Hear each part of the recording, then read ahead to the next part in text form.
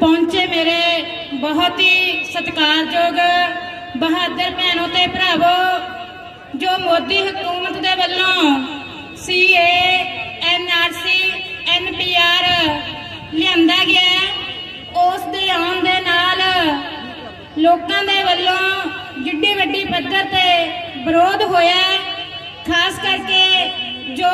मुसलमान भाईचारे नूं निशाने ते लिआंदा, धर्म दे आधार ते निशाना बनाया ते कानून दे राहीं उन्हां नूं जिहड़ी नागरिकता है वो देण दे लई उन्हां तो जिहड़े हक आ खोहे जा रहे ने ते उहदे वास्ते यूनीवर्सिटियां दे विच विद्यार्थियों ने, नौजवानों ने, बुद्धिजीवियों ने लड़ाई लड़ी ते साडियां वो बहादुर मावां भैणां सड़कां ते आईयां। उन्होंने दिल्ली दे विच शहीन बाग बनाया, जिहदी तर्ज ते पूरे मुल्क दे विच यह विरोध जारी होया ते इस विरोध दे विच सब धर्मां दे लोग शामिल होए। हर धर्म दे लोग उस दिल्ली दे शहीन बाग दे विच जाके बोले ने, जग जहती जार कीती है ते जो भाजपा हुकूमत दी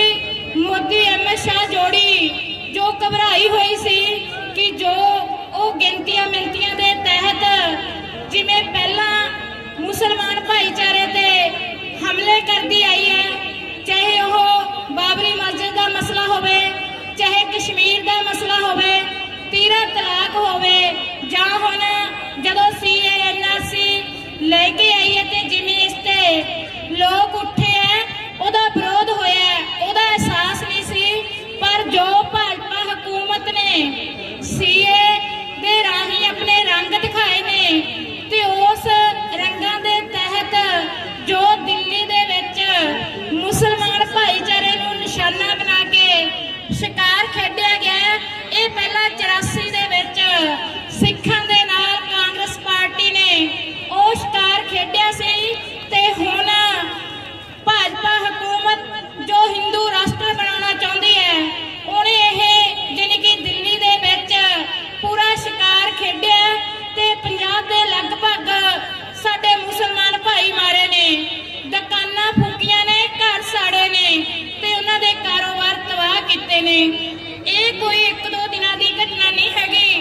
पूरा 2.5-3 महीनों तो जदों तो लोग CA दा विरोध कर रहे ने, सड़कां ते आए ने,